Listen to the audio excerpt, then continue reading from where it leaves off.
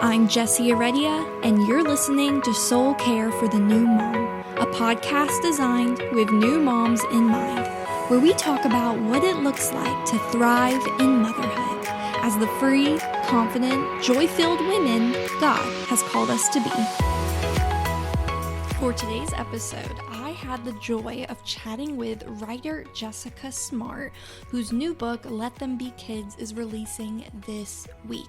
I absolutely love the message behind this book. I love how she talks about ways that we as parents can really just cultivate more creativity and adventure and important family values for our kids. It really seemed so timely to be having this discussion as we are not only entering into summer, but also as we are still in this season of self-quarantine and social distancing, where I know a lot of us, as families, we've been kind of cooped up indoors and forced to find fun in new ways. I know that for a lot of moms, myself included, these past few months have been a challenge, but I also hope that you have been able to find some blessings in the middle of the challenge, even just the opportunity to slow down, the opportunity to have more of that quality time with your kids. I hope that this episode is encouraging for you and that it reminds you of the power that you have to foster deeper connections within your home. Without further ado, here is my conversation with Jessica. Hey, Jessica, I'm so glad that you're here today. Welcome to the podcast. How are you doing? Good. Thank you for having me. Yes, of course. I think that the release of this episode is so timely because it's coming out the day before your book releases. And it's also coming out as we're in the middle of this COVID quarantine. And honestly, I think that your book, your message, the things that you're sharing with moms, it really is so timely for us as parents as we're embarking into summer, as we're kind of stuck inside for the most part still, even though some states are opening back up, there's still a lot of restrictions. And so I'm just really excited about the fact that we get to chat right now in this season as it is, because it really is such a great time. Before we dive in, could you tell us a little bit about yourself and your family and what this season looks like for you right now? Yes. So I'm married to my husband, Todd. We met in college in Pennsylvania. And although we were dating each other's best friends, but that's a story for another time. So we have 3 kids. I homeschool them. Yes, I wrote Memory Making Mom that released last year and then have Let Them Be Kids. And so between the kids and homeschooling and washing tons of dishes, that's pretty much all there is to me. Yeah, and remind us, what are the ages of your kids? 11, 9, and then are boys, and then a girl who is 5. Okay, awesome. Yeah. So a lot of my listeners are moms of little ones. So they're not quite in that season, but I also know that there are quite a few moms who they're right there with you. They have the middle schooler and they have a few in elementary. And so I'm really excited to hear your perspective as you're in this specific season of parenthood. But let's get right to it and let's talk about your new book coming out, Let Them Be Kids. What is the backstory behind that book? How did it come to be? Um, I don't know if I have told this story before, but um, I had a blog that I started when honestly, it started the week after I had my first child. I had been a teacher and I was just had all this, I guess, angst and mental energy and was just like thinking so many thoughts. I didn't even know what a blog was. But my sister, I remember sitting in my living room in my little townhouse, rocking, my baby. And she said, "You need to start a blog." And we thought of the name Smarter Each Day, which is play on my last name. And we thought that was funny. So at her nudging, I started a blog, and at first it just was like my mom, my mother-in-law, and like one random person. But over the years, that grew, and a friend introduced me to an agent, and I had the idea for Memory Making Mom. That came pretty easily, and I was just really passionate about that. But when we pitched it, the publisher wanted a 2-book deal. And I was honored, but also a little bit like, well, I don't even know what I'm going to write about. And it was kind of a struggle, honestly, because I had all these ideas, but none of them were like we were really agreeing on. And I just was praying so much, that if God wanted me to really write one and to invest all that time, that he would make it clear, what I was to say and all that. So I was driving one day home from the grocery store by myself, listening to a podcast. It was actually with Mo Isom. I don't know if your readers are familiar with her, but I think her last book was God, Sex, and the Conversation the Church Forgot. Yes, yes. And so anyway, I was listening to an interview with her, and she stated that the average age that kids are introduced to pornography is 11. And at the time I had one, nearing that, and I was just floored. Like immediately, I guess I don't know, I guess I didn't really know that it was that early. And I had this immediate thought of like how sad that is, and that kids are getting robbed of a childhood. And so immediately the thought came to me, of bringing back childhood. And I pulled into the parking lot of the grocery store and texted my agent that idea. It was actually a little bit of a different title name, but he wrote back just like immediately, yes, this is it. And so I knew that I wanted to fight for childhood, because I think a lot of our day and age, and it's not just sex and it's not just pornography, it's just everything, the pressure and the busyness and the need to be mature earlier in technology and just so many things. Um, our kids aren't able to have the kind of childhood that we enjoyed, I think some of us. And so that's where it started. I mean, that's like the long version, but just kind of wanting to fight for our kids a little bit. Yeah. And I'm wondering, I know that you've written this for parents who have kids of, all different ages, especially the elementary school age, middle school age. What are your thoughts on how timely this book is as we're embarking into summer? Because I know that in the book, you definitely do talk about, some heavier topics, but you also hit on even just like spending time together as a family and being intentional. And as we're all kind of bunkered down indoors as a result of COVID, I'm just wondering, like, do you see how your book plays so well into this current season? Like, what are your thoughts on that? Yes, so much. And kind of part two of that writing story is, due to all this like boring publishing stuff, I basically had 3 months to write the book, which is not very much time. And they wanted it out and due quickly. And I kind of went through this thing with God of like, why now? Like, why am I in such a rush? I asked them, could we slow it down? Like, just the timing was a big deal during the writing of it. And the book was actually supposed to come out in late July. And as all this started unfolding, you're exactly right. It was uncanny to me how timely and needed so many of these things were. As parents are sitting at home with their kids, we do have more time together as families. We want to use that time well.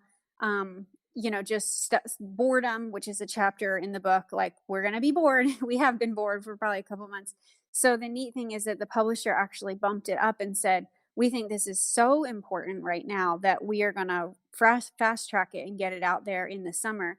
And so it's kind of just so far like my little secret, just knowing what is in the book. People don't have it yet, but um, it is, I mean, it's just only something that God could have orchestrated, which is so cool to be a part of. So I guess just specifically, I think the part about boredom really resonates, but also family time.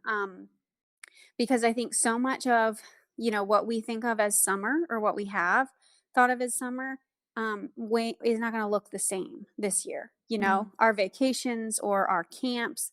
My boys have had some things, some camps and tournaments and sports, and all the official stuff that we are used to plugging our kids into. And so it's just, and we've totally been living this over the last couple of months. It's just, you know, kids and entertaining themselves and, swinging on the swings in the backyard and painting with water on the porch and coloring pictures and doing puzzles and reading books. I mean, and I think what we've all kind of realized, like, certainly this time has been very difficult. And I don't want to minimize that for families who have been impacted really tremendously by COVID. This is hard, but I think also we all kind of see that it's in a way good for kids and good for families. And so my Mm. message is, like, let's keep what we've learned here. Like, how can we continue? Because things are going to open up.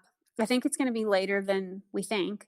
Um, but they are going to open up. And so, are we going to jump back into just breakneck, plugging them in things and running all over? Or are we going to let them have a little bit more space to just be kids? And I think we've all seen that. I've seen so many kids on their bikes, on their scooters, pushing strollers in the street, doing bubbles, doing chalk. And we all can see the benefits of that. Is it hard? Absolutely. And I know, for a number of reasons, it's been very difficult, but it's also been a gift. Yes, I love that. And the heart behind your book, I mean, it's even in the title, letting them be kids, let them be kids. I love that your book hits on how to nurture creativity in your kids, how to even foster more independence and confidence in your kids. I'm wondering, what do you think are some of the challenges that moms are facing today when it comes to doing those things? I mean, honestly, the biggest one is technology. And I don't say that to be like a guilt trip because I think it's very hard to balance all that. Our parents, our mothers didn't have those options. If we were bored at a, doctor's appointment, it was like, well, read this highlights magazine or have a lollipop, but those are your options. But I think that parents absolutely have to recognize that technology is doing something to our kids' brains. And I'm not anti technology. I mean, we watch shows and we use a lot of it for homeschool. And, um, I'm grateful for it. But I think you asked what's the biggest hindrance. I mean, and I'm not a psychologist, so I don't have all of the stats, but it changes the brain. It just does. And so we've seen it, in adults. If you're on your phone all the time, your attention span is shorter and you're not going to be more inclined to, oh, I'll pick up and read a book or I'll sew or. So I think that step one is just really getting a hold of that in the home and recognizing that you can always change the story. So if you have allowed some things that you're kind of have this mom nudge that they're not that healthy, guess what? Someone is in charge and it is you, and you can change that. And Mm, if you are young, I think the biggest thing I would say to parents who are just young moms who haven't had to face a lot of those choices is to avoid it as long as you can. Avoid getting the Xbox, avoid giving the phone, avoid allowing, an app to be something that we do because they will have plenty of time in their lives to do that. And again, I'm not trying to like spread on guilt. I struggle with it myself. But if you have been kind of antsy or worried and kind of wondering if you have had too much technology and wanting a change, here's your sign. Like, you're listening, you can make a change. And I think these parents, we have a nudge that is not good and we're right. So it's, I guess I'm just saying, listen to that, and that you can take control.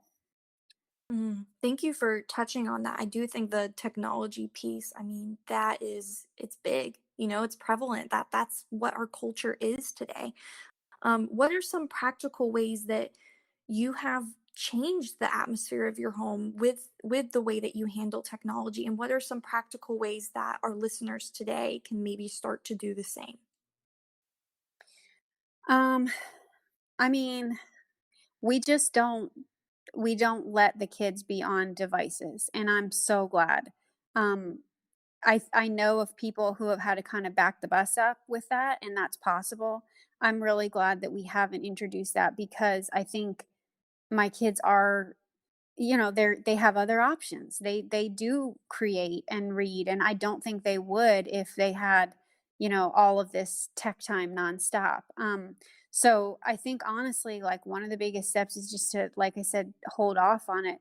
One thing I've been thinking about so much though is just how we set the tone as parents and they see us. And my husband and I had a conversation because I struggle with it. I mean, I'm not here to tell you that I have, good a good handle on my own personal phone use. I struggle with it a lot. I'm constantly on the lookout for resources and techniques, and because it's very addicting technology and it's made to be addicting technology. But my husband and I have talked about how we're showing them how to be grown-ups. And so I think we kind of have to get a handle on it ourselves, and that may mean some drastic changes. I'm reading two books right now. One is Digital Minimalism, and that's very good. And then the next one, which is less techy and just more entertaining, is called How to Break Up with Your Phone.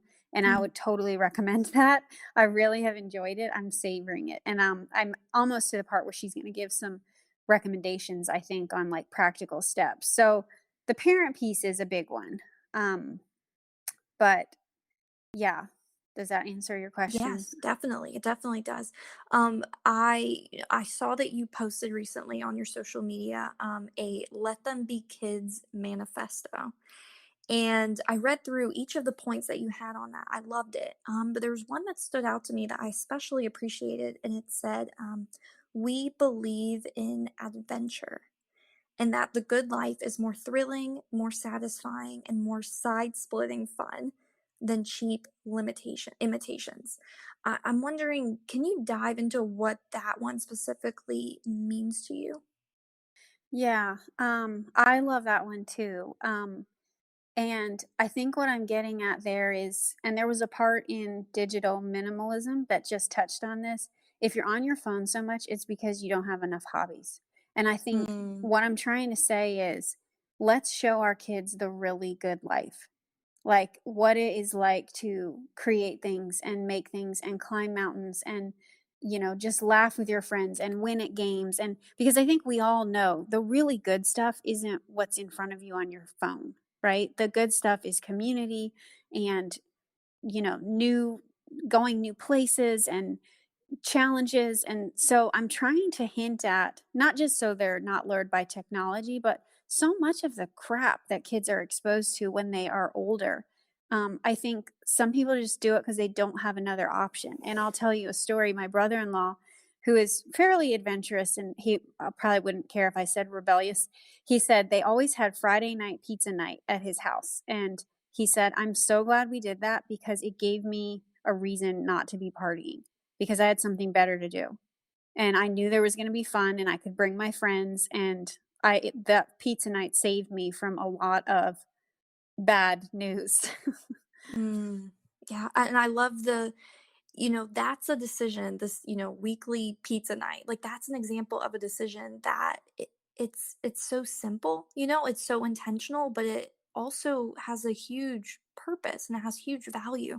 I'm wondering, how might you encourage the listener who, maybe she's a mom with kids and is struggling to know how to be intentional with her family, with her children, whether that's regarding screen time or family time, having those fun pizza nights. Like, what kind of encouragement can you offer her if she feels a little bit ill equipped or Yeah. unsure? I'm glad that you asked that. And I always want to say my kids are older. When I had a 2-year-old and a 4-year-old, I was not on a podcast talking about all the things that you need to do. Right? Like I was laying down to take a nap in the middle of the day and I was struggling to wash all the breast pump parts. And like, I mean, my life was so different. And so I don't want anyone to think that they need to be doing all of this stuff and having it right if they're in the thick of toddlerhood and nursing and just other exhausting stages of parenting that there are. And a lot of people are feeling that, I think, with COVID too, just totally overwhelmed. Um, but I still would say God is so good and so faithful. And I would just pray and say, God, I listened to this podcast. I've kind of been thinking that I need to, fill in the blank, be more intentional, or um, get better about our technology usage, or show my kids I love them more, or make more memories, or go on adventure, whatever it is. Like I long for that, but show me the way. And God is so good, and I think He will bring to heart the things that we could implement that I wouldn't have even known to suggest to you. But He is good and He wants to help us with our families. I think He answers those prayers. Yeah. How have you personally been fostering more intentional, deeper relationship building time with your family? both in this season, but also how have you done it in past seasons where maybe your kids were a little bit younger? Like, can you paint us a picture of both scenarios to kind of give us an example of what that might look like? Yeah, and honestly, like, I don't like the idea of holding myself up to the pinnacle. Like, I wrote the book, but I almost wanna tell you stories of other people that have done it well, because there's so many things that I wish I had done, but I do have friends. Actually, I don't know if you follow Brittany Price Brooker on Instagram. It's a blended family. She lost her husband and married a widower. And I just love how they're so intentional. They have a night, I think it's once a week, where the kids take turns that it's their special night and they stay up and like play games. And I gotta be honest with you, like by 7 o'clock, I'm like, I don't want to play any games. Like I'm done. But I somehow she's able to muster the strength to do that. But one thing let's see, so when they were little, I think that is something you could do. When they're little, um, what did I do when they were little? I mean, I don't know. I feel like just being there and not, on your phone is just it can be enough at that stage. I mean, so much of it, right, is just sticking your feet in the sandbox and letting them dump the dump truck on your toes and not being like annoyed. And, blowing bubbles together or drone. I mean, it's just quality time. I think being a really great mom is a lot of just really kind of mundane moments. Um, so I think that's what it was like when I was little. It was just being faithful and sometimes not, but in just being present and being with them. And that's not like a fun answer. I know that's not anything magical, but I think it's true. Um, so, and then now, we have gotten into RV camping, and that's so fun, but I could have never done that with little kids. Mm. I love that. Okay, I have one more question about it's another topic that I know you cover in your book, and it's on this idea of family values. Can you break down what that means to you, and what exactly do you dive into through your book on this topic of family values? Um, I think what you're getting at is I talk about kind of having a picture for your family. Yeah. And I list ours, like we are a family who there's an example of kind of like our values. Um, and that's in a way sort of what the manifesto was as well. But I guess that's what I would say is spending some time together as a couple, uh, saying, what do we want our family to be like? And how are we reaching those goals? And I'll tell you something super practical, and I can give you the link. But I've been talking with my good friend about a plan for the summer, and this is not overarching big goal, but this is just kind of a little small way to implement this. I have a worksheet for every person in the family, and we are thinking about how what our goals are for this summer. So everyone Mm. has a physical goal, an academic goal, which is like how many books I want to read and what's something I want to learn about. A spiritual goal, one of my sons is going to read through the New Testament, and he can totally do it over the summer. Um, a service goal, a what else did I have? A cooking goal. We each chose 3 or 5 hobbies that we wanted to learn and look into, and um, so that's a way of, in a bite-sized chunk, saying over this next season, what are we going to be about? And then let's take some time, maybe like Sunday night, and kind of look back on that sheet and say, okay, how am I doing on these? What projects do I need to work on? So maybe just instead of a whole big your whole life or family or marriage, just to think about this summer. How are some ways that I want to be intentional with my family? And I have that worksheet, or it will be alive on my blog. Perfect, perfect. Yes, I would love to put that in the show notes so listeners can go ahead and check that out and download it for themselves. Well, thank you so much for sharing with us today the message behind your book, what this means for us as moms, whether we're in a season of having little ones or we're in a season with older children. I do think that, I just feel like we keep using the word timely, but really your message is so timely. I can't imagine a better time for this book to be released out into the world. Where can listeners find your book, and also where can they find you to connect with you? Yeah, I'm on Instagram at jessica.smart, and my blog is smartereachday.com. Smarter has two T's. And the book is at Amazon, Barnes and Noble, wherever books are sold. Perfect. Well, thank you again. And I will be linking all of those things in the show notes so that our listeners can go find you and so they can check out this book and be encouraged and be inspired themselves. Thank you again for your time today. Yeah, thank you.